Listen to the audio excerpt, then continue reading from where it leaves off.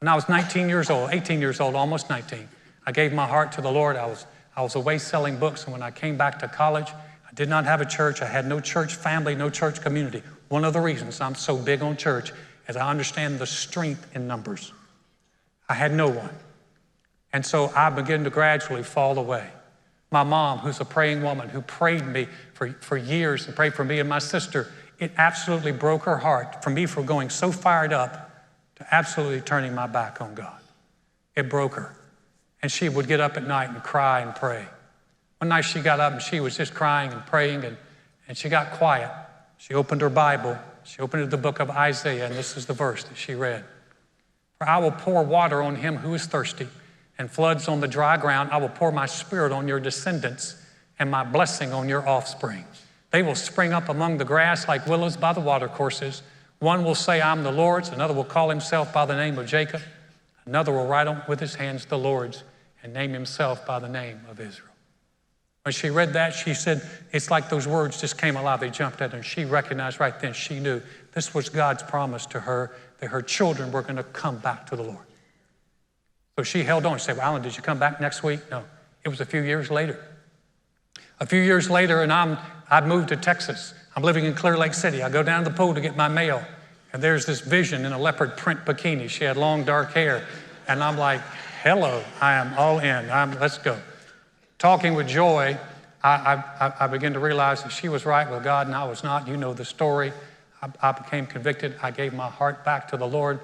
I asked about Joy. The Lord spoke to my heart and said, she's yours. I'm like, yeah.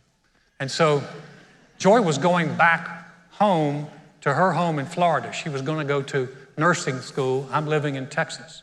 I'm thinking about that. I'm thinking this is going to be my wife, and how's this going to work? So I'm reading my Bible. As soon as I got back, Lord, I started reading my Bible again. Man, I'm just pouring through my Bible.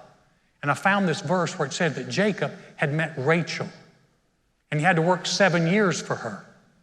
But the years seemed like days because of his love for her.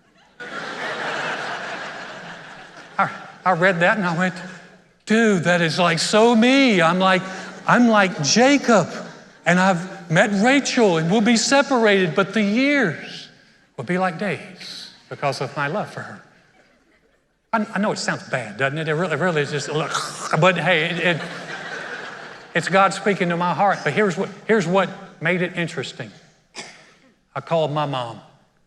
I said, Mom, have you been praying for me? And she said, yes, son. She said, I'm always praying for you. I said, Mom, I just want to let you know that I came back to the Lord.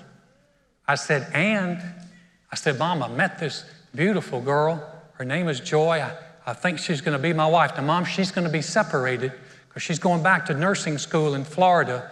But, Mom, I read this verse in the Bible that says that the years will be like days because of my love for her. I said, Mom, I am just like Jacob who met Rachel. When my mom hung up the phone, she said, of course, she's crying. My mom cries over about it. That's where I get it from. She just cries over anything. And but she's weeping now. She's weeping. She said, and the Holy Spirit spoke to her heart and said, and one will call himself by the name of Jacob. Thank you. Alan, why do you get choked up every time you tell that story? Because it's God. Because God fulfilled that promise right down to the word from my mom.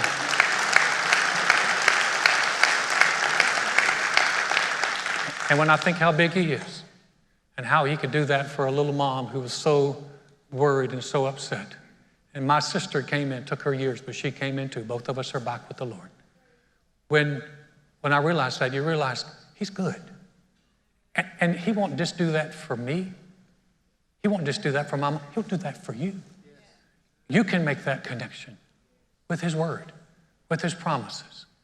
And when, boy, you get a hold of a promise like that, man, you hang on to it with everything you've got because God can cause it to come to pass right down to the letter.